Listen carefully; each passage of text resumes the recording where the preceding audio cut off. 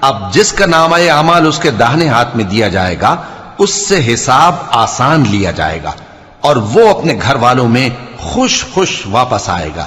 وَأَمَّا مَنْ أُوتِيَ كِتَابَهُ وَرَاءَ ظَهْرِهِ فَسَوْفَ يَدْعُو ثُبُورًا وَيَصْلَى سَعِيرًا. اور جس کا نامہ اعمال اس کی پیٹھ کے پیچھے سے دیا جائے گا تو وہ موت کو پکارے گا اور دوزخ میں داخل ہوگا. إِنَّهُ كَانَ فِي أَهْلِهِ مَسْرُورًا إِنَّهُ ظَنَّ أَن لَّن يَحُورَ بَلَىٰ إِنَّ رَبَّهُ كَانَ بِهِ بَصِيرًا. وہ اپنے اہل و عیال ہی میں مگن رہتا تھا. وہ تو خیال کرتا تھا کہ اللہ کی طرف لوٹ کر نہ جائے گا. کیوں نہیں؟